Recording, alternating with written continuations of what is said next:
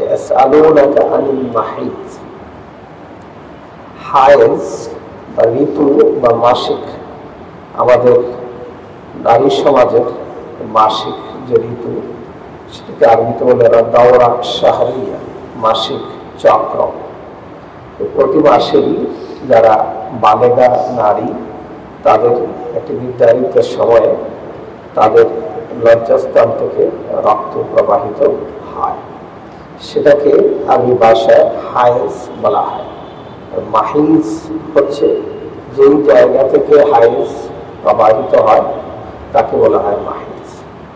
মূলত এখানে উদ্দেশ্য হচ্ছে হায়েজ, যে আরব সমাজে বিশেষ করে মদিনায় যখন মুহাম্মদ রাসূলুল্লাহ সাল্লাল্লাহু আলাইহি ওয়াসাল্লাম গেলেন, মদিনায় তখন ইহুদি এবং খ্রিস্টানদের, ইহুদিদের বসবাস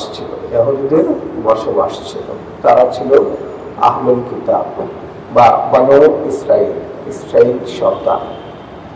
সেখানে তারা তাদের যে গ্রন্থ তাওরাত, ওল্ড টেস্টামেন্ট, সেটাকে তারা আপনার পড়তো এবং মানত এবং সমাজে সেটাকে তারা প্রচার করত। সেই মদিনার সমাজে ইহুদিদের মাধ্যমে এই পিরিয়ড বা মেয়েদের মাসিকের ব্যাপারে কিছু কুসংস্কার প্রচলিত ছিল। বিশেষ করে ওল্ড যে টেস্টামেন্ট, সেই ওল্ড টেস্টামেন্টে উল্লেখ আছে যে হাওয়া আলাইহিস সালাম যখন শয়তান সরীসৃপ সাপের আকৃতি ধারণ করে তাকে প্রতারণা করে নিষিদ্ধ বৃক্ষের ফল ভক্ষণ করিয়েছিল, এতে করে তিনি আল্লাহ তাআলার যে অবাধ্য হয়েছিলেন, তিনি যে পাপ করেছিলেন, সেই পাপটাকে তারা বলে ওল্ড সিন বা আদি পাপ। মানবতার ইতিহাসে সর্বপ্রথম পাপ ছিল ওইটা। হাওয়া আলাইহিস সালাম যে পাপটি করেছিলেন, আল্লাহ তাআলা নিষেধ করেছিলেন তারা সূরাতুল বাকারার প্রথম দিকে সেটা আপনারা শুনেছেন। আল্লাহ তাআলা আদম এবং হাওয়া আলাইহিস সালামকে নিষেধ করেছিলেন, তোমরা দুইজন ওই বৃক্ষের নিকটবর্তীও হয় না। কিন্তু তারা শয়তানের প্ররোচনায় প্ররোচিত হয়ে সেই বৃক্ষের নিকটবর্তী হয়েছিল এবং সেই নিষিদ্ধ বৃক্ষের ফল গ্রহণ করেছিল। এর ফলে আদম এবং হাওয়া আলাইহিস সালামকে আল্লাহ তাআলার পক্ষ থেকে দুনিয়াতে পাঠিয়ে দেওয়া হলো। এই ওল্ড টেস্টামেন্ট বলছে যে এই যে আদি পাপ বা ওল্ড সিন, এই আদি পাপের একটা প্রায়শ্চিত্ত হচ্ছে যে হাওয়া আলাইহিস সালাম যে আদি পাপ করেছিলেন, প্রথম যে পাপ করেছিলেন, সেই পাপের প্রায়শ্চিত্ত কিয়ামত পর্যন্ত পৃথিবীতে যত নারী আসবে তারা বংশ পরম্পরায় সেই পাপের প্রায়শ্চিত্ত করে চলবে। সেই পাপের একটি শাস্তি হচ্ছে তাদের মাসিক, প্রতি মাসে যে তাদের ঋতু বা মাসিক যেটা প্রবাহিত হয়। আমাদের হানাফি মাযহাবের মতে এই মাসিক বা এই ঋতুর সর্বনিম্ন পরিমাণ হচ্ছে 3 দিন, সর্বোচ্চ পরিমাণ হচ্ছে 10 দিন। এবং শাফি মাযহাবের মতে সর্বোচ্চ হচ্ছে আপনার 15 দিন। অন্যান্য কোনো স্কলাররা বলেছেন সর্বনিম্ন হচ্ছে 1 দিন এবং সর্বোচ্চ হচ্ছে 15 দিন। তো আমরা আমাদের এদেশের অধিকাংশ মানুষ যে মাযহাবের অনুসরণ করে থাকি, ইমাম আবু হানিফা রাহমাতুল্লাহ আলাইহির ভাষ্য অনুযায়ী সর্বনিম্ন 3 দিন এবং সর্বোচ্চ 10 দিন।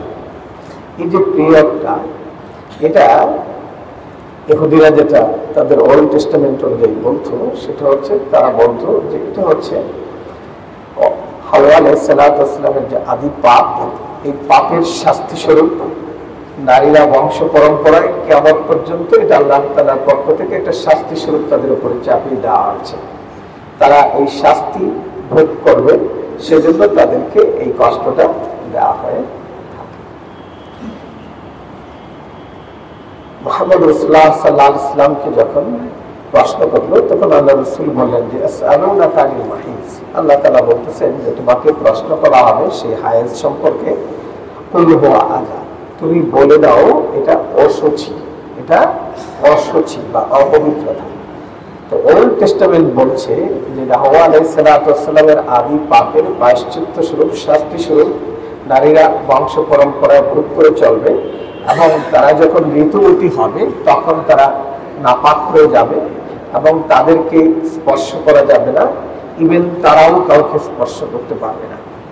যদি তাদেরকে কেউ স্পর্শ করে তাহলে সে নাপাক হয়ে যাবে। এর মানে তারা বলতে চাচ্ছে ঋতুবতী হওয়ার পরে সেই নারীর ফুল বডি অশুচি, অপবিত্র, অপরিচ্ছন্ন হয়ে যায় এবং তাকে তার স্বামী স্পর্শ করতে পারবে না, সেও তার স্বামীকে স্পর্শ করতে পারবে না।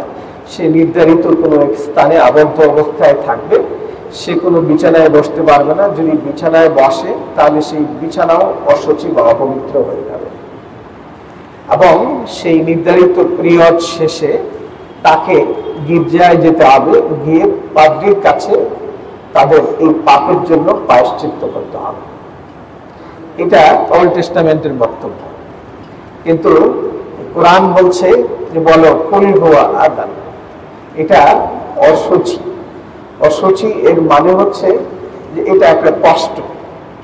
এই আযান শব্দের অর্থ কোনো কোনো ভাষাবিদ বলছেন যে আযান মানে হলো কষ্ট বা অপবিত্রতা। এই অপবিত্রতা কতটুকু? শুধু যে মাসিকের যে রক্তটুকু সেইটুকু অপবিত্র, সেটা যে জায়গাটুকুতে লাগবে ওই জায়গাটুকু অপবিত্র। কিন্তু একজন নারী তার হাত, নাক, মুখ, তার সমস্ত বডি অপবিত্র না। সে যে কোনো জায়গায় বসতে পারবে, উঠতে পারবে, খাইতে পারবে, চলতে পারবে, পরিবারের যে স্বাভাবিক যে কার্যক্রম সমস্ত কার্যক্রম করতে পারবে। ইভেন তার স্বামী তার সাথে সহবাস ছাড়া, স্ত্রী সহবাস ছাড়া বাকি সব কার্যক্রম চালাতে পারবে। এই বক্তব্যের মাধ্যমে ওই মদিনার যে সমাজে ইহুদিদের যে প্রচলিত যে ধারণা ছিল সেটাকে প্রত্যাখ্যান করা হয়েছে এবং একজন নারী এটা কোনো শাস্তি নয়, এটা কোনো শাস্তি নয়, বরং আজকের মেডিকেল সায়েন্স বলছে যে মেয়েদের যদি এই মাসিক বা ঋতু না হয় তাহলে তাদের যে ডিম্বাণু সেই ডিম্বাণু তৈরি হবে না এবং সেই ডিম্বাণু আসবে না। আর ডিম্বাণু যদি না আসে তাহলে পুরুষের শুক্রাণু যখন মিলিত হবে না তখন প্রোডাক্টিভিটি, সন্তান জন্ম নেবে না। যদি কোনো মেয়ে লোকের মাসিক না হয় তাহলে সে কিন্তু সন্তান জন্ম দিতে সক্ষম নয়।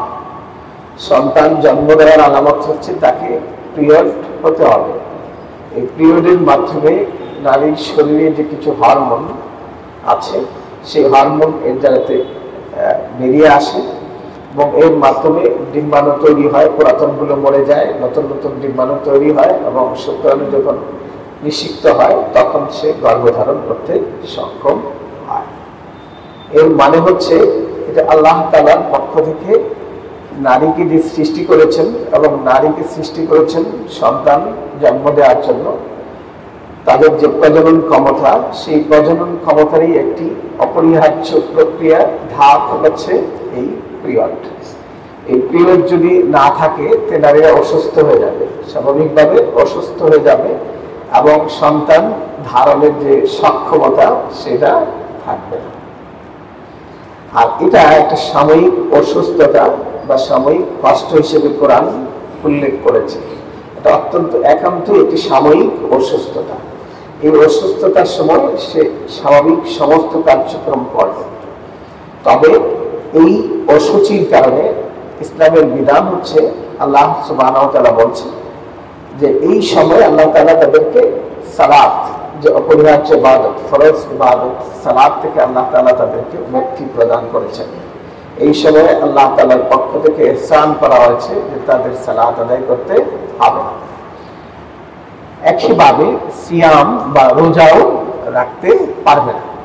তবে সালাত মাফ, চিরতরেই মাফ, এটাকে আর কাজা করতে হবে না।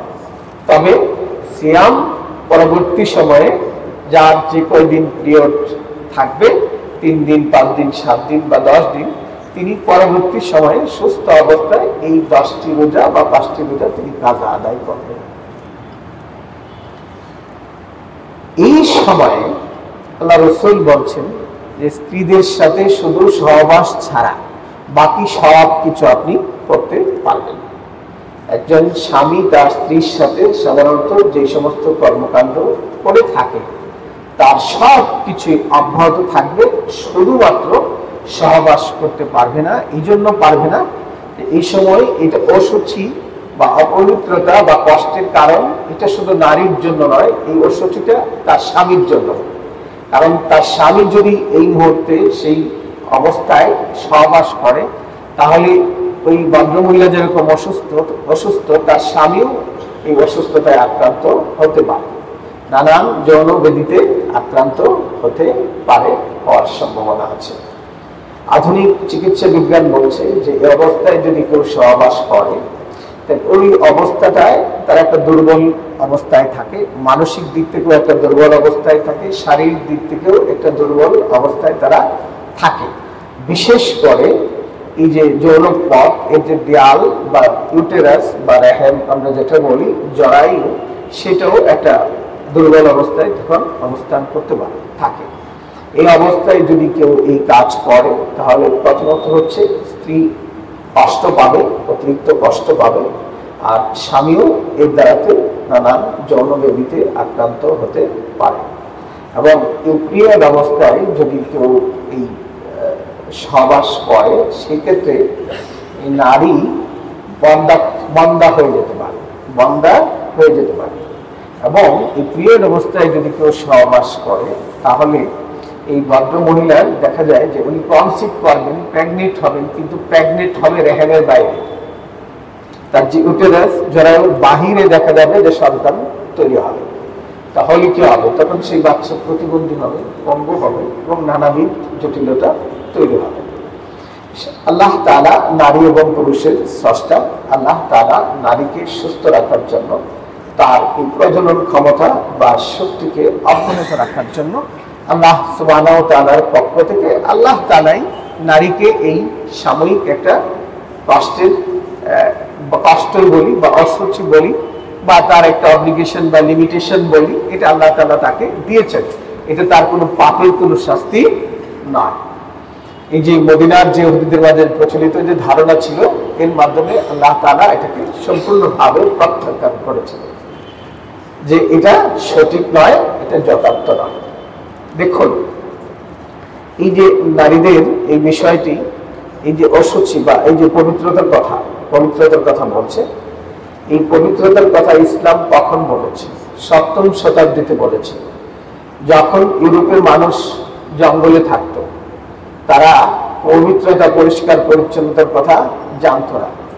যখন আমেরিকা নামক একটা মহাদেশের অস্তিত্ব পৃথিবীর মানচিত্রে ছিল না, কারণ কলম্বাস আমেরিকা আবিষ্কার করেছে 1492 সালে, আর মুহাম্মদ রাসূলুল্লাহ সাল্লাল্লাহু আলাইহি সাল্লামের কাছে এই পবিত্রতার বিধিবিধানগুলো এসেছে 610 খ্রিস্টাব্দ থেকে শুরু করে 632 খ্রিস্টাব্দ, অর্থাৎ 7ম শতাব্দীতে ইসলামের এই বিধিবিধানগুলো এসেছে। ওযু করতে হবে, গোসল করতে হবে, সুনানুল ফিতরা, নখ কাটতে হবে। আল্লাহ রাসূল বলছেন যে আপনি যখন ঘুম থেকে জাগ্রত হবেন তখন আপনার হাত ধৌত করা ছাড়া কোথাও স্পর্শ করবেন না। ইসলাম যেটা 7ম শতাব্দীতে বলছে সেটা আজকের মেডিকেল সায়েন্স এসে বলছে সেই 2019 সালে যখন কোভিড-19 যখন আপনার করোনা সারা পৃথিবীকে আচ্ছন্ন করে ফেলেছে, তখন তারা বলছে বাহির থেকে এসে হাত ধুইতে হবে, ঘুম থেকে এসে হাত ধুতে হবে, ইত্যাদি ইত্যাদি ইত্যাদি ইত্যাদি করতে হবে। আর ইসলাম 7ম শতাব্দীতে বলেছে যে আপনি কি করতে, ওযু করতে হবে। ওযু করলে প্রথমে আপনার হাত ধুইতে হবে, মুখ পরিষ্কার করতে হবে, নাক পরিষ্কার করতে হবে, মুখ ধৌত করতে হবে, এই যে ওযুর যে মাসাইল গুলো আছে, এবং গোসল করতে হবে, মিসওয়াকের দাঁত ব্রাশ করার কথা বলছে ইসলাম। কখন বলছে? 7ম শতাব্দীতে বলছে। মুহাম্মদ রাসূলুল্লাহ সাল্লাল্লাহু আলাইহি ওয়াসাল্লাম বলছেন, লাউলা আনা শুক্কা আলা উম্মতি লা আমারতুহুম বিসওয়াক ইনদা কুল্লি উযুইন আও ইনদা কুল্লি সালাতি আমি যদি আমার উম্মতের জন্য খুব কষ্টসাধ্য মনে না করতাম, তো প্রত্যেক ওযুর আগে, সালাতের আগে মিসওয়াক করাটাকে আমি ফরজ করে দিতাম। আজকের মেডিকেল সায়েন্স, চিকিৎসা বিজ্ঞানীরা বলছে মানুষের মুখে যত ভাইরাস, ব্যাকটেরিয়া, যত রোগের জীবাণু আছে সব মুখের মধ্যে উৎপত্তি হয়। সেখানে আপনি যদি 5 ওয়াক্ত নামাজে মিনিমাম মিসওয়াক করেন এবং আপনার দাঁতকে পরিষ্কার পরিচ্ছন্ন রাখেন, তা আপনার মুখ, জিহ্বা এবং দাঁত নানান ব্যাধি থেকে পরিষ্কার পরিচ্ছন্ন থাকবে। আপনার মুখে কখনো ক্যান্সারের উৎপত্তি হবে না এবং আপনার মুখে কখনো দুর্গন্ধ হবে না। আপনি পরিষ্কার এবং পরিচ্ছন্ন থাকবেন। ইসলাম এই ওযুর কথা বলেছে, গোসলের কথা বলেছে, এই দাঁত ব্রাশের কথা বলেছে, এই পরিষ্কার পরিচ্ছন্নতার কথা বলেছে। কখন বলেছে? যখন 7ম শতাব্দীতে আজকের এই আধুনিক ইউরোপের মানুষ জঙ্গলে থাকতো, তারা তখন প্রস্রাব পায়খানা করে কিভাবে পরিষ্কার পরিচ্ছন্ন হবে তা জানতো না।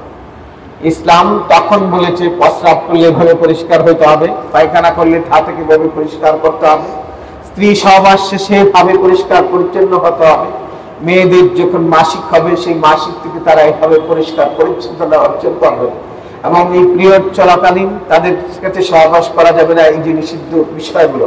অর্থাৎ এগুলো মূলত পরিষ্কার এবং পরিচ্ছন্নতারই একটি অন্যতম অংশ, মূলত পরিষ্কার পরিচ্ছন্নতারই একটি অপরিহার্য অংশ। এখানে আল্লাহ তাআলা বলছেন কুল হুয়া আযান, বলো এটা একটা মেয়েদের জন্য সাময়িক একটা কষ্টের বিষয়, এটা একটা অসুচি অপবিত্রতার বিষয়। ফাতাজিলু আন-নিসাআ ফিল মাহিজে, এই পিরিয়ড বা মাসিক চলাকালীন সময়ে তোমরা তোমাদের স্ত্রীদের কাছ থেকে, সহবাস থেকে বিরত থাকো। ওয়ালা তাকরাবুহুন্না হাত্তা ইয়াতহুরনা, সহবাসের উদ্দেশ্যে তাদের কাছে গমন করো না যতক্ষণ না তারা পবিত্র হয় পিরিয়ড থেকে। অর্থাৎ পিরিয়ড যতক্ষণ না বন্ধ হয়, মাসিক যতক্ষণ না শেষ হয়, ততক্ষণ পর্যন্ত তাদের সাথে তোমরা সহবাস করো না। ফাইজা তাতাহহারনা, আবার বলতেছে ফাইজা তাতাহহারনা, অর্থাৎ মাসিক শেষে যখন তোমার স্ত্রীরা গোসলের মাধ্যমে সম্পূর্ণভাবে পরিষ্কার পরিচ্ছন্নতা লাভ করবে, তখন ফাতুহুন্না, তখন তোমরা তাদের কাছে সহবাসের উদ্দেশ্যে যাও। মিন হাইসু আমারাকুমুল্লাহ, আল্লাহ তাআলা তোমাদেরকে যেভাবে আদেশ করেছেন। ইন্নাল্লাহা ইউহিব্বুত তাওয়াবিন, আল্লাহ তাআলা তওবাকারীদেরকে পছন্দ করেন। ওয়া ইউহিব্বুল মুতাতাহহিরিন, যারা সবসময় পরিষ্কার পরিচ্ছন্ন এবং পবিত্র থাকে তাদেরকে আল্লাহ তাআলা ভালোবাসেন। এখানে আল্লাহ তাআলা বলছেন ফাইযা তাতাহহারনা ফাতুহুন্না মিন হাইসু আমারাকুমুল্লাহ, যখন তারা গোসলের মাধ্যমে সম্পূর্ণ পরিষ্কার পরিচ্ছন্নতা লাভ করবে তখন তোমরা তাদের সাথে সহবাস করো। কিভাবে? যেভাবে আল্লাহ তাআলা তোমাদেরকে আদেশ করেছেন। আধুনিক অসভ্যতায়, আধুনিক অসভ্য পৃথিবীতে নানাভাবে যৌনাচার তারা করে থাকে। তারা মুখের দিক থেকে যৌনাচার করে, পিছন দিক থেকে যৌনাচার করে, কিন্তু আল্লাহ তাআলা নিষেধ করেছেন যে নারীদের পিছন দিক থেকে কি করা যাবে না, যৌনাচার করা যাবে না। হাদিসের দ্বারা তো নিষেধ করা হয়েছে পায়ুর পথে যৌনাচার করা যাবে না। এটা প্রকৃতির বিরুদ্ধ। আপনি মানুষটা আশরাফুল মাখলুকাত, আপনি দেখবেন প্রাণী জগতে সৃষ্টির নিকৃষ্ট জীব, কুকুর, বিড়াল বা প্রাণী যারা নির্ভুল, তারাও কখনো তাদের পায়ু পথে এই কাজ করে না। যেটা আজকের এই একবিংশ শতাব্দীর সভ্যতার নামে সভ্য যুগে আজকে ইউরোপ এবং আমেরিকা এবং সারা পৃথিবীতে সেই সমকামিতাকে তারা বৈধতা দিচ্ছে এবং সেই সমকামিতাকে লাইসেন্স দিচ্ছে, রাষ্ট্রীয় আইন করে বিয়ের অনুমতি দিচ্ছে, যেটা প্রকৃতির পরিপন্থী, যেটা লূত আলাইহিস সালামের কওম করেছিল।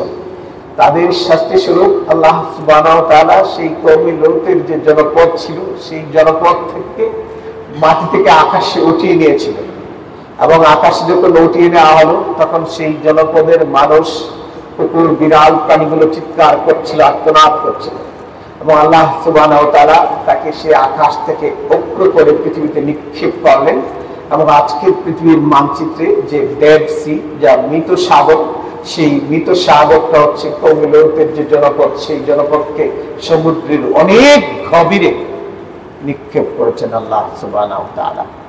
এবং তাদের এই পাপের যে প্রায়শ্চিত্ত, তাদের এই পাপের যে পরিণাম, সেটা এই ডেড সি, মৃত সাগর এখনো বহন করে চলছে। সেই শাস্তি এখনো সেখানে বিরাজমান আছে। সেই আপনার মৃত সাগরের পানি এতই লবণাক্ত, এতই খুবই লবণাক্ত, অসম্ভব রকমের লবণাক্ত। অর্থাৎ এখনো যদি আজকের সায়েন্টিস্টরা যায় সেখানে গবেষণা করে, দেখবে যে এই ডেড সির যে নেচার, তার যে প্রকৃতি, পৃথিবীর অনন্য সমুদ্রের যে পানি আছে তার থেকে এটা ভিন্ন রকম, ভিন্নতা সেখানে আছে। অর্থাৎ তারা সেই কওমে লূতের যে পাপের যে প্রায়শ্চিত্ত, সেই প্রায়শ্চিত্ত বহন করে চলছে। আল্লাহ তাআলা বলছেন, আমারাকুমুল্লাহ, আল্লাহ যেভাবে আদেশ করেছেন সেভাবে তোমরা সহবাস করো, অর্থাৎ পায়ুপথে তোমরা সহবাস করো না। এই সমকামিতাকে আজকে আপনার পশ্চিমা বিশ্বে শুধু সমকামিতা না, মানে আল-আলাকা আল-জিনসি আল-হুররিয়্যা, তারা এই যৌনাচারকে অবাধ করে ফেলেছে। আমরা যদি আজকের গোটা ইউরোপ এবং আমেরিকাকে দেখি, তাহলে মনে হবে এটা একটা উন্মুক্ত প্রস্টিটিউশন, যেখানে অবাধ যৌনাচার চলে। তাদের সমুদ্র সৈকতগুলোতে সেক্স ক্লাব তৈরি করা হয়েছে, সেখানে অবাধ যৌনাচার চলে। এবং এটা একটা এরকম একটা পর্যায়ে চলেছে, তারা যখন আল্লাহ তাআলার প্রদত্ত বিধানকে, সীমাকে যখন তারা লঙ্ঘন করেছে, তখন আল্লাহ তাআলার পক্ষ থেকে তাদের এই সীমা লঙ্ঘনের শাস্তির বিধান আল্লাহ তাআলার পক্ষ থেকে এসেছে। আজকের পৃথিবীতে যে নতুন নতুন যে রোগ এবং বালায়ের কথা বলা হয়, এই সমস্ত মূলত তাদের এই সমস্ত পাপাচারের ফসল। বিশেষ করে আপনার এইডস এর মতো যে মারাত্মক ব্যাধি আজকে পশ্চিমা বিশ্বে ছড়িয়ে পড়েছে, আফ্রিকাতে আছে, সারা পৃথিবীতে আছে, সেটা খুব ভয়াবহ আকার ধারণ করেছে। আপনার আমেরিকার কালো মেয়ে, স্কুল গোয়িং মেয়েরা 1/3 স্কুলেই আপনার কনসিভ করছে, স্কুলেই তারা প্রেগনেন্ট হচ্ছে। এবং আপনার সাদাগুলো 1/3, আর আপনার কালোগুলো 83% হচ্ছে। আফ্রিকার স্বাস্থ্যমন্ত্রী দিল কয়েক বছর আগে একটা পরিসংখ্যান দিল, তার দেশের স্কুল গোয়িং মেয়েরা 27% তারা এইডসে আক্রান্ত। টোটাল জনসংখ্যার 10% মানুষ এইডসে আক্রান্ত। তারা এই আক্রান্ত হওয়ার মূল কারণ হচ্ছে যে আল্লাহর যে নির্দেশিত যে পন্থা, তার ইসলাম এই যৌনাচারের ব্যাপারে, ইসলামের প্রত্যেকটি ব্যাপারে মধ্যম পন্থা অবলম্বন করেছে, মধ্যম পন্থা অবলম্বন করেছে। বুদ্ধিস্ট যারা, তারা এই যৌনাচারকে হারাম মনে করে, আত্মার নির্বাণ লাভের পথে এটাকে তারা বাধা মনে করে। এজন্য গৌতম বুদ্ধ কিন্তু উনি সংসার ছেড়ে চলে গিয়েছিলেন। পাশাপাশি পশ্চিমা বিশ্ব আজকে অবাধ যৌনাচার করছে, কিন্তু ইসলাম বলে হ্যাঁ, এই যৌনাচার এটা একটা স্বীকৃত বিষয়, আল্লাহ তাআলা সৃষ্টিগতভাবে আমাদের যে হরমোন দিয়েছে সেটা করতে হবে, তবে এটা একটা নির্ধারিত সুনির্দিষ্ট বিধিবিধান দ্বারাতে নিয়মের ভিতরে প্রবাহিত হবে, এবং এই নিয়ম মেনে এটাকে ব্যবহার করতে হবে। অর্থাৎ মধ্যম পন্থা অবলম্বন করেছে। এখানে সমস্যাটা ঘটিয়েছেন ফ্রয়েড নামক একজন বিজ্ঞানী, তিনি সেক্সুয়ালিজমের জনক। তিনি সূত্র দিয়েছেন, তিনি বলছেন তার যে কন্ট্রিবিউশন টু সেক্সুয়াল থিওরি, এই দলকে তিনি বলেছেন যে পৃথিবীতে মানুষের জন্ম হয়েছে শুধু যৌনাচারের জন্য। ইভেন তিনি এমন ভাবে বিষয়টা বলেছেন যে মা যে সন্তানকে দুধ খাওয়ায় সেটা তার যৌন তৃপ্তির জন্য খাওয়ায়, এবং সন্তান যে মায়ের ব্রেস্ট ফিডিং করে সেটাও তার যৌন তৃপ্তির জন্য করে। তিনি বলছেন যে পৃথিবীতে যেহেতু মানুষের জন্ম যৌনাচারের জন্য, অতএব এটাকে অবাধ করে দিতে হবে। এটাকে বিভিন্ন ধর্মীয় এবং সামাজিক বিধিবিধান দিয়ে, রাষ্ট্রীয় কোনো আইন কানুন দিয়ে এটাকে নিয়ন্ত্রণ করা যাবে না। যদি নিয়ন্ত্রিত হয় তিনি বলেন পৃথিবীতে যত হত্যা, যুদ্ধ, বিগ্রহ এবং সন্ত্রাস হচ্ছে এর মূল উৎপত্তিস্থল হচ্ছে যে এই ধর্মীয় বিধিবিধান দিয়ে যৌনতাকে যখন নিয়ন্ত্রণ করা হয় তখন মানুষের মধ্যে একটা প্রতিক্রিয়ার জন্ম হয়। সেই প্রতিক্রিয়া থেকে মানুষ সন্ত্রাসী কর্মকাণ্ড করে, যুদ্ধ, বিগ্রহ এবং বিভিন্ন নানান কাজে লিপ্ত হয়। এই ফায়েজ সাহেবের এই সবাক আজকের পশ্চিমা বিশ্ব গ্রহণ করার ফলে আজকে তাদের পারিবারিক স্ট্রাকচার বলতে কিছু নেই, তাদের পারিবারিক স্ট্রাকচার ভেঙে গেছে। বৃদ্ধ পিতা মাতাকে বৃদ্ধ আশ্রমে রেখে আসছে। আমাদের মতো পিতা মাতা সহ আমরা যে এক্সটেন্ডেড ফ্যামিলি বলেন আর নিউক্লিয়ার ফ্যামিলি বলেন, ছোট পরিবার বলি আর বড় পরিবার বলি, আমরা যেভাবে আছি ঠিক সেভাবে তারা নেই। তারা আজকে জাতিসংঘ আজকে পরিবার দিবস পালন করছে। পরিবার দিবস পালন করে আবার পরিবারের গঠনের প্রতি উদ্বুদ্ধ করছে, মাতৃ দিবস পালন করছে, পিতৃ দিবস পালন করছে এবং বৃদ্ধদের জন্য প্রবীণ দিবস পালন করছে। অর্থাৎ তারা এইদিকে ফিরে আসতে চাচ্ছে। ওই ফায়েজ সাহেবের এই যে অবস্থার কারণে আজকে আপনার এইডসের মতো মারাত্মক ভয়াবহ দিকই সেই সমাজে দেখা দিয়েছে। এবং আমরা অনেক সময় চিন্তা করি যে এই পশ্চিমা বিশ্বের সাথে ইসলাম বা মুসলমানরা কিভাবে আগাবে, বা হাদিসে যে সমস্ত ভবিষ্যৎবাণী আছে যে কিয়ামতের আগে ঈসা আলাইহিসসালাম আসবেন, ঈসা আলাইহিসসালামের নেতৃত্বে সারা পৃথিবীতে আবার ইসলাম বিজয়ী হবে এবং সারা পৃথিবীতে ইসলাম পৌঁছাবে। বা স্বাভাবিকভাবে আমরা যদি দেখি যে এদের সাথে ওনাদের কাছে যে অস্ত্র শস্ত্রে তারা যে শক্তিশালী, যে সমৃদ্ধ, তাদের সাথে তো আসলে এমনি পেরে ওঠা সম্ভব না আমার যেদিকে মনে হয়। কিন্তু আমার কাছে মনে হয় ধরেন এই এইডসের যদি প্রতিষেধক আবিষ্কার না হয় চলমান শতাব্দীতে, তাহলে ইউরোপের, আমেরিকার অনেক দেশ জনসংখ্যা আস্তে আস্তে আস্তে আস্তে শেষ হয়ে যাবে। পৃথিবীর অনেক দেশে এখন জনসংখ্যা কমে আসছে, তারা বাচ্চা নিচ্ছে না। তাহলে আমাদেরকে কোরআনের এই যে নির্দেশনা সেটা হচ্ছে মিন হাইসু আমারাকুমুল্লাহ, আল্লাহ তাআলা যেভাবে আদেশ করেছেন সেভাবে আমরা যৌন সম্ভোগটাকে উপভোগ করব। আল্লাহ তাআলার নিয়ন্ত্রিত প্রদত্ত যে নিয়ম বিধিবিধান, সেই বিধিবিধানের বাইরে যদি যাই তা আমরা নানান রোগ বালায় আক্রান্ত হব, যৌন রোগে আক্রান্ত হব। এবং সবচেয়ে মারাত্মক বিপর্যয় যেটা ঘটবে সেটা হলো আজকে অনেক আগের পরিসংখ্যান, আমেরিকার 36% মানুষ যাদের পিতৃ পরিচয় নেয়। একটা সমাজে যখন ব্যভিচার অবাধ হয়ে যাবে তখন সবচেয়ে বড় বিপর্যয় যেটা ঘটবে সেটা হচ্ছে মানুষ তার পিতৃ পরিচয়, তার যে আইডেন্টিটি, সেই আইডেন্টিটি থাকবে না।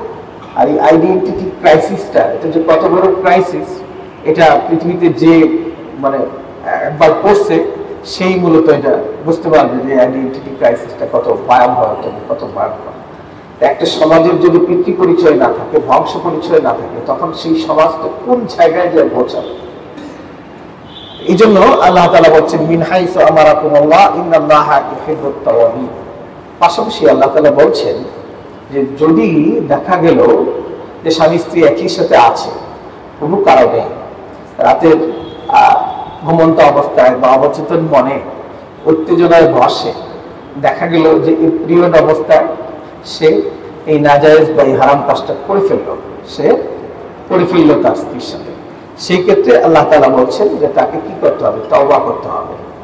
আর তওবা যদি করে তা আল্লাহ তাআলা তওবাকারীকে কি করে, পছন্দ করেন। আল্লাহ রাসূল সাল্লাল্লাহু আলাইহি ওয়াসাল্লাম বলছেন যে কুল্লু বনি আদম খাত্তাউন খায়রুল খাত্তাইন আত-তাওয়াবুন। প্রত্যেক বনি আদমের সন্তান ভুল করবে, মানুষ হিসেবে আমরা ভুল করব, আমরা পাপ করব, পাপ হবেই।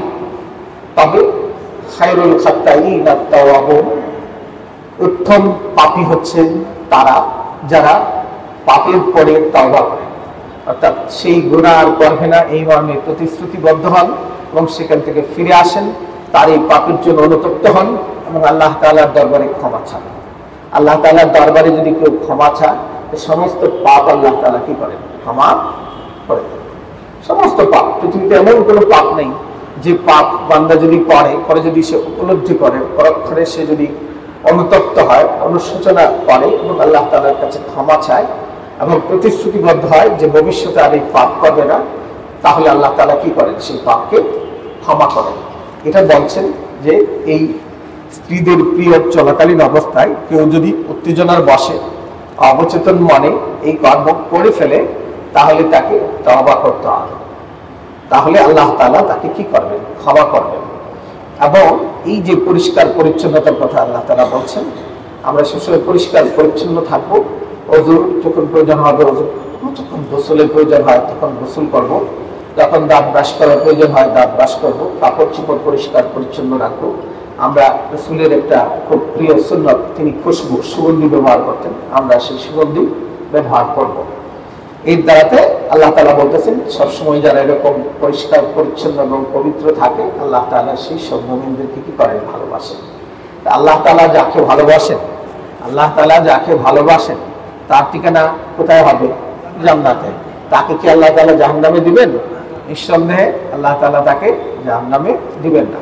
এজন্য আমাদের প্রথমে পাপ সংগঠিত হবে, ভুল সংগঠিত হবে। তা আমরা কি করব? পাপ যখনই সংগঠিত হবে এরপর পরে আমরা অনুতপ্ত হব, অনুশোচনা করব, প্রতিশ্রুতিবদ্ধ হব যে ভবিষ্যতে আর করবো না। আল্লাহ তাআলার কাছে আরাধনা করব যে আল্লাহ আমার এই পাপ কি করুন, ক্ষমা করুন। তাহলে এই তওবাকারীদের অন্তর্ভুক্ত করুন এবং পরিষ্কার পরিচ্ছন্ন পবিত্রতাকে যারা ভালোবাসে, পরিষ্কার পরিচ্ছন্ন থাকে, ওই সব মুমিনদের অন্তর্ভুক্ত আমাদেরকে আল্লাহ সুবহানাহু ওয়া তাআলা করুন। সবাই বলুন আমিন। নিসাউকুম হারসুল লাকুম, আমাদের স্ত্রী বলছে যে তোমাদের স্ত্রীরা তোমাদের কাছে তোমাদের জমির স্বরূপ, শস্য স্বরূপ। একজন কৃষক তার জমিকে যেভাবে চাষাবাদ করে সেইভাবে তোমাদের স্ত্রীরাও তোমাদের কাছে শস্য ক্ষেত্রের মতো। ফাতু হাসাকুম আন্না শিখতুম, তোমরা তোমাদের চাহিদা অনুযায়ী যেভাবে ভালো মনে করো সেভাবে তাদেরকে উপভোগ করো। এই মদিনার ইহুদি সমাজে আরেকটা কুসংস্কার চালু ছিল। তারা বলতো যে কেউ যদি পিছন দিক থেকে স্ত্রী সহবাস করে, পিছন দিক থেকে বলতে বায়ুপথে নয়, বায়ুপথে নয়, যোনি পথেই, যৌন পথেই, কিন্তু পিছন দিক থেকে সেই কর্মটা যদি করে তাহলে ইহুদিরা বলতো এভাবে যদি কেউ স্ত্রী সহবাস করে আর তার যদি কোনো সন্তান জন্ম হয় তাহলে সেই সন্তান টেরা হয়, চোখ টেরা আছে না, টেরা হয়। তো সাহাবায়ে কেরাম রাসূল করিম সাল্লাল্লাহু আলাইহি ওয়াসাল্লামকে জিজ্ঞেস করেছেন যে এই যে ইহুদি সমাজে যে প্রচলিত এই ধারণা আছে, তারা যে বলছে এভাবে যদি কেউ স্ত্রী সহবাস করে তাহলে তার সন্তান নাকি টেরা হয়। তখন এই যে কোরআনের এই আয়াতের মাধ্যমে রাসূল করিম সাল্লাল্লাহু আলাইহি ওয়াসাল্লাম সাহাবায়ে কেরামকে বললেন যে তাদের যে এই প্রচলিত ধারণা, এইটা কুসংস্কার, এটার কোনো সততা বা গ্রহণযোগ্যতা নাই। বরং নিসাউকুম হারসুল লাকুম, তোমরা তোমাদের স্ত্রীদেরকে সহবাস করো, কিন্তু সামনের দিক থেকে মানে যোনি পথে করতে হবে, সেটা পিছন দিক থেকে করো, সামনের দিক থেকে করো, বসেই করো, আর শুয়ে করো, যেভাবে করো তোমাদের চাহিদা যেভাবে ভালো লাগে তোমরা সেভাবে সেটা সম্পন্ন করো। ফাতু হারসাকুম আন্না শি'তুম ওয়াকাদ্দিমু লিআনফুসিকুম ওয়াকাদ্দিমু লিআনফুসিকুম, এবং তোমরা পেশ করো তোমাদের নিজেদের জন্য। এইটুকুর ব্যাখ্যায় মুফাসসিরিন কেরাম যেটা বলছেন, সহবাসের, বিবাহের বা সহবাসের প্রধানতম উদ্দেশ্য হচ্ছে সন্তান লাভ করা, পরবর্তী প্রজন্ম পৃথিবীতে রেখে দেওয়া। এটা আল্লাহ তাআলা বলছেন ওয়াকাদ্দিমু লিআনফুসিকুম, তোমরা নিজেদের জন্য অগ্রায়ণ করো, অর্থাৎ তোমাদের সন্তান জন্ম দাও, সন্তান পৃথিবীতে আসবে এর মাধ্যমে, এবং তারা পরবর্তীতে তোমাদের জন্য পৃথিবীতে থেকে যাবে এবং তোমাদের প্রতিনিধিত্ব করবে। ওয়াত্তাকুল্লাহ, তবে প্রত্যেকটি ব্যাপারে তোমরা আল্লাহকে ভয় করো। আমাদের কয়েক মিনিট আছে। ওয়াত্তাকুল্লাহ, সব ব্যাপারে, সব ব্যাপারে, বিশেষ করে স্ত্রীদের ব্যাপারে, স্ত্রীদের ব্যাপারে ওয়াত্তাকুল্লাহ, তোমরা আল্লাহকে কি করো? ভয় করো। আল্লাহকে যদি সত্যিকার অর্থে কেউ ভয় করে, কেউ ভয় করে, তাহলে সে কোনো পাপ করতে পারবে? চোর গভীর রাতে চুরি করতে পারবে? একজন ব্যবসায়ী মাকে কম বেশি দিতে পারবে? একজন ব্যবসায়ী ভালো জিনিসের সাথে আরেক খারাপ জিনিস মিশাতে পারবে? পারবে না। একজন ঘুষখোর ঘুষ নিতে পারবে? একজন জালেম জুলুম করতে পারবে? একজন স্বামী তার স্ত্রীর উপরে অবিচার করতে পারবে? একজন স্বামীর যৌতুক নিতে পারবে? অর্থাৎ সত্যিকার অর্থে আল্লাহ তাআলাকে যদি কেউ ভয় করে, তাহলে কোনো মানুষ কখনোই কোনো পাপের নিকটবর্তী হতে পারবে না। আমি এর আগেও তাকওয়ার কথা বলেছি। তাকওয়া সম্পর্কে এর আগে আমি বলেছি, উবাই ইবনে কাব ওমর ইবনুল খাত্তাব প্রশ্ন করেছিলেন যে তাকওয়া কি। তখন তিনি বলেছিলেন যে তুমি কি কখনো এমন কোনো পথ দিয়ে হেঁটেছ যে পথের উভয় পাশে কাটা, মাটিতে বিছানো আছে কাটা, বা হেঁটেছি? তাহলে কিভাবে হেঁটেছি আমি প্রথমে আমার কাপড়গুলো গুছিয়ে নিয়েছি, আমার হাত পাকে এরকম সংকুচিত করেছি, আমি আমার চোখকে শানিত করেছি, পরে দেখে দেখে আস্তে আস্তে পা ফেলেছি যাতে আমার পায়ে কোনো কাটা না ফোটে, হাতগুলো গুছিয়ে নিয়েছি আমার হাতে যাতে পা বা কোনো কাটা না ফোটে। তখন তিনি বলছেন সে হাজিরা তাকওয়া, এটাই হচ্ছে তাকওয়া।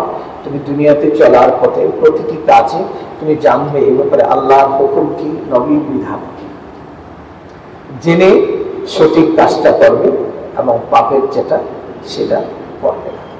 আলী কারামাল্লাহু আচ্ছা বলছেন যে তাকওয়া হচ্ছে আল খাউফু মিনাল জালিল, আল খাউফু মিনাল জালিল ওয়াল আমালু বিত-তানজিল ওয়াল কানাআতু বিল কালিল ওয়াল ইস্তি'দাদ লিয়াউমির রাহিল। আল খাউফু মিনাল জালিল, মহা পরাক্রমশালী আল্লাহ সুবহানাহু ওয়া তাআলাকে প্রতি মুহূর্তে ভয় করা, মানে আল্লাহ সচেতন হওয়া, আল্লাহ সচেতন হওয়া, অর্থাৎ নিজেকে এমন এক আত্মশক্তিতে বলীয়ান করা, নিজেকে এমন এক চরিত্রবান করা, নিজেকে এমন সব গুণাবলীতে অলঙ্কৃত করা যে দুনিয়ার যত সুকুমার বৃত্তি আছে, দুনিয়ার যত ভালো গুণাবলী আছে, সমস্ত গুণাবলীর সমাবেশ তথ্যে আপনার চরিত্রে, আমার চরিত্রে, এবং দুনিয়ার যত খারাপ গুণাবলী আছে সমস্ত খারাপ গুণাবলী থেকে আমার চরিত্র হেফাজত, এবং আল্লাহর ব্যাপারে এমন এক ভয় ভিতরে প্রতিষ্ঠিত হবে যে কখনো আল্লাহর ভয় থেকে আমি নিষ্কৃতি পাবো না, কখনো আল্লাহর ভয় থেকে এক মুহূর্তের জন্য আমি নিজেকে মুক্ত করব না। যদি না করি তাহলে কি হবে, আমার দ্বারাতে কখনো কোনো পাপ সংগঠিত হবে না, হতে পারে না। অর্থাৎ আল্লাহর সচেতন হওয়া, প্রতিটি কাজে আল্লাহর হুকুম জানা, নবীর সুন্নাহ জেনে আমল করা, এবং আল্লাহ তাআলার নিষিদ্ধ কর্ম থেকে নিজেকে করা, অনুচিত বিরত রাখা। ওয়াল আমালু বিত-তানজিল, আর ওয়াল কানাআতু বিল কালিল, অল্পে তুষ্ট থাকা, অল্পে তুষ্ট থাকা। মানুষ যখন লোভ বেশি থাকে, মানুষের লোভ যখন বেশি থাকে তখন মানুষকে বিভিন্ন পাপাচারে লিপ্ত হয়। কারো যদি সুন্দরী নারীর প্রতি খুব বেশি লোভ থাকে তাহলে সে ব্যভিচারে লিপ্ত হয়। যদি সম্পদের প্রতি কারো বেশি লোভ থাকে তখন সে ঘুষ খায়, দুর্নীতি করে। কেউ যদি প্রচন্ড ক্ষমতার লোভ থাকে তখন সে জালেম হয়ে যাচ্ছে, মানুষের উপরে জুলুম করে। কিন্তু এই ক্ষমতা বলেন, সম্পদ বলেন, সব কিছুতেই যদি কোনো মানুষের মাঝে অল্প তুষ্টি থাকে, অল্পে তুষ্ট হয়, তাহলে তার দ্বারাতে কিন্তু পাপ সংগঠিত হবে না। ওয়াল কানাআতু বিল কালিল ওয়াল ইস্তি'দাদু লিয়াউমির রাহিল, সবসময় মৃত্যুর জন্য নিজেকে প্রস্তুত রাখা, সবসময় মৃত্যুর ভয়, মৃত্যুর কথা যদি আপনি স্মরণ করেন বারবার, সব কাজে সব মুহূর্তে যদি আপনার মাঝে মৃত্যুর চেতনা জাগ্রত থাকে, কবরের কথা মনে পড়ে, হাসরের কথা মনে পড়ে, জাহান্নামের শাস্তির কথা মনে পড়ে, তাহলে কিন্তু আপনি পাপে লিপ্ত হতে পারবেন। ওয়াল আমালু বিত-তানজিল, কুরআন অনুযায়ী আমল করা। ওয়াল আমালু বিত-তানজিল, তানজিল মানে আল্লাহ তাআলার পক্ষ থেকে যে অবতারিত যে কিতাব, যার কথা আপনাদেরকে আমি বলছি, এই কিতাব অনুযায়ী আমল করা। এই কিতাব অনুযায়ী কি করা? আমল করা। এই কিতাব অনুযায়ী যদি আমল করতে হয় তাহলে এই কিতাব কি বলছে তা তো জানতে হবে। এই কিতাব অনুযায়ী যদি আমল করতে হয় তাহলে এই কিতাবের তেলাওয়াত জানতে হবে, এই কিতাবের তরজমা জানতে হবে, এই কিতাবের ব্যাখ্যা বিশ্লেষণ বিধি বিধান হুকুম আহকাম জানতে হবে। যদি না জানি তাহলে আমল করব কিভাবে? আমল করার জন্য তো আগে ইলম দরকার। আল ইলমু ক্বাবলা আল আমাল, আমলের আগে ইলম দরকার। আপনি একটা কাজ সহিহ শুদ্ধ করে যদি করতে চান তাহলে সেটা আগে জানতে হবে। আর আমরা আমাদের ছেলে মেয়ে নাতি পোতা যেগুলো আছে তাদেরকে অন্তপক্ষে এই কোরআনের জ্ঞান যাতে অর্জন করতে পারে সেই ব্যবস্থা আমরা করব, চেষ্টা করব। এই কোরআনের যে আমলের মৌলিক দিক হচ্ছে তাসদীক ও আখবারিহি। কোরআন যত সংবাদ নিয়ে এসেছে, গায়েবের সংবাদ, অতীতের সংবাদ, ভবিষ্যতের সংবাদ, পরকাল সংক্রান্ত সংবাদ, জান্নাত সংক্রান্ত সংবাদ, জান্নাত সম্পর্কে সংবাদ, যত সংবাদ নিয়ে এসেছে সবগুলোকে বিশ্বাস করা, সত্যায়ন করা, সত্য বলে গ্রহণ করা, অবনত চিত্তে মাথা পেতে কোরআনের বক্তব্যকে গ্রহণ করা। সেটা আমার বোঝা আসুক আর না আসুক, আমার যুক্তিতে সঠিক হোক আর না হোক, আজকের বিজ্ঞানীদের বৈজ্ঞানিক পরীক্ষা নিরীক্ষায় উত্তীর্ণ হোক আর না হোক, আমাকে কোরআনের সমস্ত প্রদত্ত সংবাদকে সত্যায়ন করতে হবে, সত্য বলে গ্রহণ করতে হবে। যদি করি তাহলে আমি মুমিন থাকবো। আর যদি মনে করি যে কোরআনের ওই বিধানটা মনে হয় আজকের যুগে চলে না বা এই সমাজে চলে না, এটা এরকম না হয় এরকম হলে ভালো হতো, তাহলে আমি কুফরি করে ফেলবো, আমি ইসলাম থেকে খারিজ হয়ে যাব, ইসলাম থেকে আমি বাহির হয়ে যাব। কোরআন চিরন্তন, কোরআন চিরন্তন, যৌক্তিক, সকল কালের, সকল যুগের, সকল মানুষের, সকল দেশের, সমস্ত মানুষের জন্য সমানভাবে উপযোগী।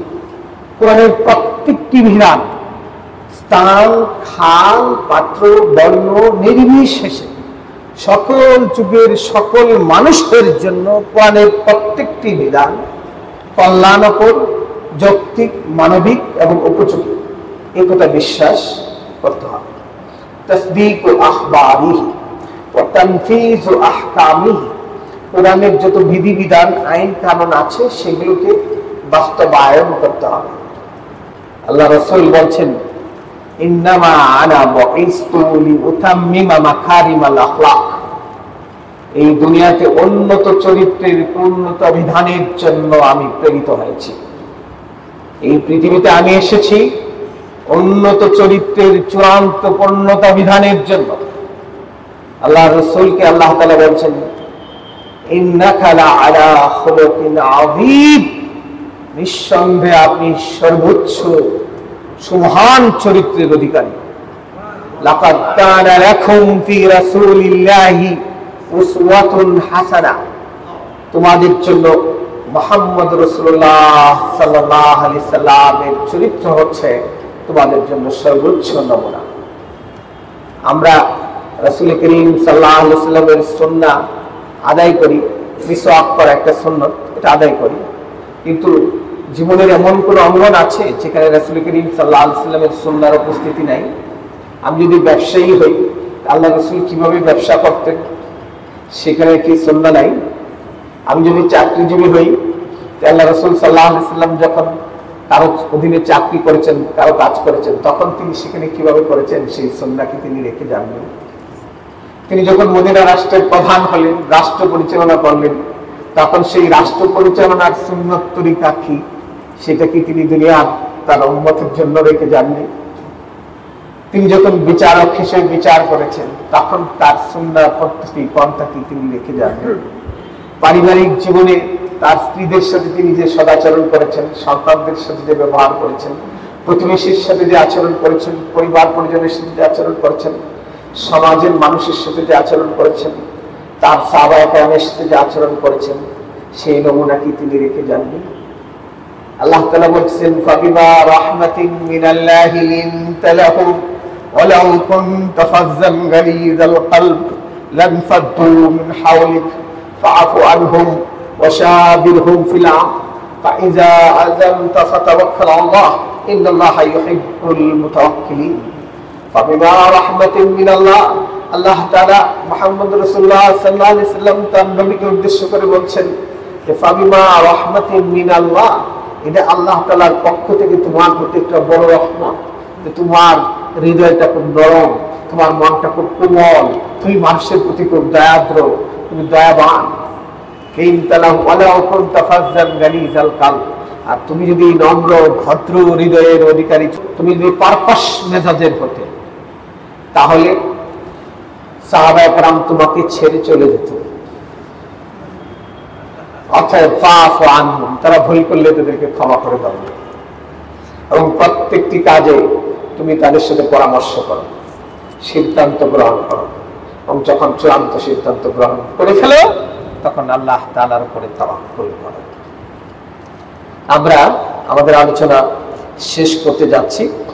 আল্লাহ তাআলা আমাদেরকে এ পর্যন্ত যে কথাগুলো শুনেছি এবং জেনেছি, এগুলো সঠিকভাবে যথাযথভাবে আমাদের জীবনে আমল করার মতো তৌফিক দান করুন। সবাই বলেন আমিন।